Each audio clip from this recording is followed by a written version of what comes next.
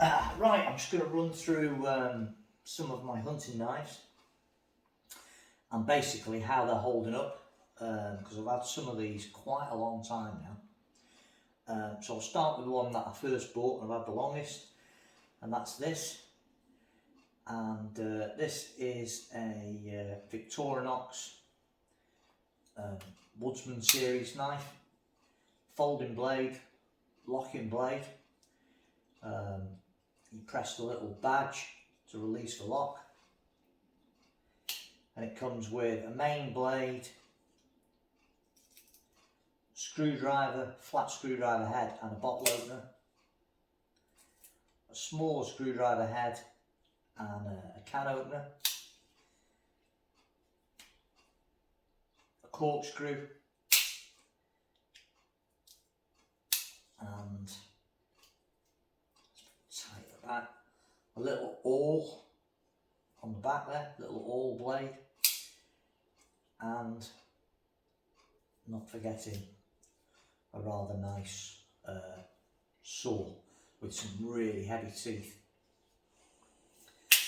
I've had this particular knife a long time. I've had this a good few years now, and this was my main sort of general purpose hunting knife for gutting rabbits. Used it out ferreting, used it out camping. All in all, it's had a right hard life, to be fair. For Victorinox, fair dues, the blade is extremely good. I resharpen it regularly, and apart from a few quite deep scratches on it, the blade's held up really well. And it's had a lot of use, this knife. The saw is brilliant. This wood saw is really good. These teeth are very sharp, and it's a really good little wood saw. Dead handy for ferreting if you need to cut any branches out of the way to set your purse nets or anything like that, or if you're digging down to get a ferret out and you come across any really nasty roots that you can't chop through with the spade.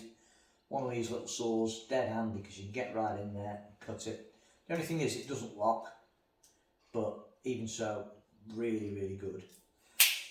The only real damage this has sustained is it's got some dents and indentations on the woodwork, on the wooden scales, and that's entirely my fault, because I don't know why I did it, to be honest, but I used it for tapping in some poles on my long nets when I was out ferreting, and rather stupid really. I should have used the metal side, but I used the wood for some reason, and I've left a few little dents in the top of the wood in wooden scales from that. But other than that, for a knife that's had so much use and I've had so long, this is holding up remarkably well.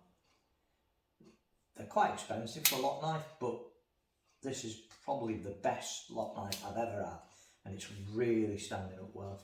Very impressed with that. So that's a little Victorinox locking knife. Now the next knife, this was handmade for me by my, I guess he's my brother-in-law really, up in Scotland, and this was made up at Kanetoad forges, and he made me this knife for hunting.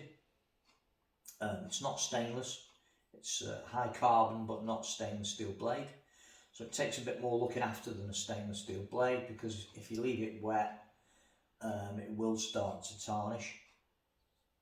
And this is my main gutting and prepping knife, and this is a lovely thing. It's got a nice wide blade, it's extremely sharp, it takes a very good edge, this blade, a very good edge. It's got beautiful grips, all handmade for me, really nice dark burr grips, brass bolsters and little black inlays. And again, this is a really good knife for gutting. It's nice and broad, prepping, skinning. This is a really good prepping knife, but it, like I say, it does take a little bit more in the way of care, because it's not a stainless blade. So you have to make sure you put it away dry, give it a little thin layer of vegetable oil or special knife oil every now and again just to stop it corroding or tarnishing. And brilliant little knife, nice little sheath. Then we come on to the more sort of general purposey knives. First one is this Castron. I've had this Castron quite a long time. Curly birch handle, brass inlays, again, nice knife, really thick blade. It's got a thicker blade than the handmade one. Thicker blade, Scandi grind. And this one I used for, it's been used for more general purpose really. It's been used for gutting, but it's also been used for a bit of chopping, making, ferreting pegs for the nets. I've used it for wrapping in long net poles, cutting back vegetation. And again, this has lasted well, but I have used this for splitting quite big bits of wood and whatnot. So this has got a few slight, couple of little dinks in the blade, and it's got a fair few bad scratches on the grind bit. But all in all, still takes a really, there's a couple of little tiny little marks on the spine as well where I've used it for splitting. You hit it with a log on the spine to split a big piece of wood. But all in all, I've had this a while and it's really lasted well. It's got a really good blade. It takes a nice edge, this again, fairly easily as well. It's not a difficult knife to get a good edge with. And it's a really nice size for all round sort of general purpose work in the field really. But again, seen a lot of work, and it's seen more heavy duty work than either of the other two really. We've used it more for splitting, prepping up stakes, for purse nets, cutting new purse net stakes, pegs. General sort of all-round knife really, but again, really nice. And the other thing I like about this, it's got a really heavy duty sheath, and I brought a little D-ring carabiner belt loop for it, so it hangs a bit lower. And again, that's a Castron product, and it's got this really solid sheath on that. It's a really good knife all round. It's a good knife, it's a mass produced knife, really good knife. And the last one is the big daddy of the lot. It's the Falkniven A1X, and this is a really tough knife. This thing is an absolute beast of a thing. Really, really thick, heavy blade. Fairly straightforward scales, sort of rubberized plastic scales that screw on either side. Nice grip. Nice protector there as well for your fingers, save you slipping onto the blade. And this is my heavy duty knife. I use this for heavy work, chopping back fairly dense undergrowth so I can get in with the ferrets. And again, it's seen a fair bit of work with digging with the ferrets as well, for chopping back stuff so I can get that I can't get through with my shovel. I've also used it for chopping up a lot of wood out camping, chopping up firewood, and chopping down thicker stakes that I fashion into pegs for all sorts of different reasons. So this one's more the brute knife really. It doesn't do so much the delicate gutting work, it's more of the brute force with this one.